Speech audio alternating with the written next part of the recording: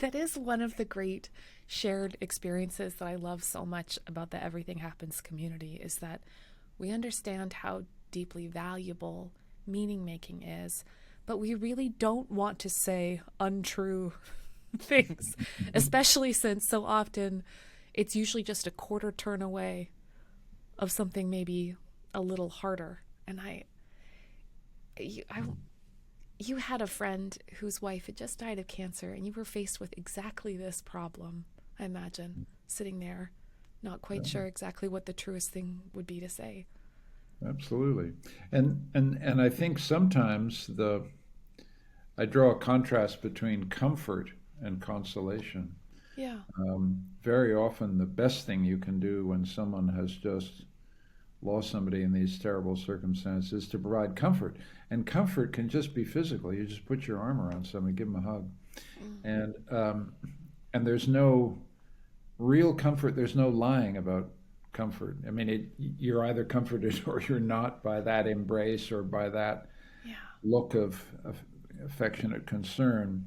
Consolation is at another level. It's we're going to produce some meaning here. Um, Yeah. we can all do this. He lived a good life. He lived a full life. Mm. You loved her. She loved you. Never forget the love that you had for each other. These are the things we say after the loss. Um, do they console? Very difficult. I Yeah. think it depends tremendously on trust. You know, you can be told consoling things by somebody and you just somehow don't trust them. And then there are the people really close to you who will say something and it does console you because you trust them. You That's feel, so yes, true. you know, Yes. so I trust, yeah. truth, comfort, consolation. There's a cluster of complicated things going on here. And Yeah. You make some great I'm sorry to you can hear me turning the pages of your book because I did a lot of impressive underlining. Um but when you said one moment please. Comfort is transitory, consolation is enduring. Comfort is physical, consolation is propositional. Consolation is an argument about why life is the way it is and why we must keep going. That's heavy work.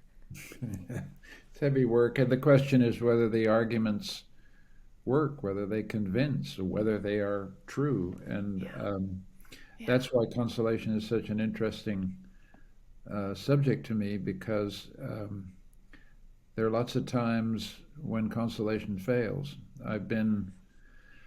The book, in fact, begins with talking to a man who I was very fond of, and I loved his wife too. And she died of cancer. They'd been together for 50 years. You know, it was one of these wonderful marriages. yeah. I loved being together with them because they were so fond of each other, and he had so much respect for her. And when she died, I went to see him, and we just sat in silence. I just thought, there's nothing I can say to this guy. And I think he was grateful that I kept my mouth shut because it just would have been false, you know.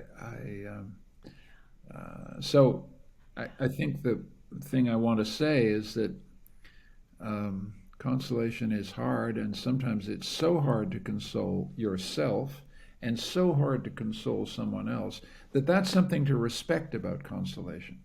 This is not, you know, Hallmark greeting card time. This is Yeah. when you've been hit by something that hard. Your friends have You have a right to expect that your friends will choose their words very carefully Yeah. because we've all got a very good detector for what's false. And there are very few forms of consolation we actually trust. Yeah. That's right. Yes. I always think of it like a runner's pace, like the person who's keeping pace with your hope. Too much and it feels has a sort of poisonous or duplicitous quality. Too slow and you're like, "Oh my gosh, I'm already doing all this work, you monster." That's right. That's right. You want run. Yeah, that's a very good metaphor. You want someone running beside you. Yes. and breathing as heavily as you are. Yes, not Kind of, drafting off me. Let me draft off you. yeah. Yes.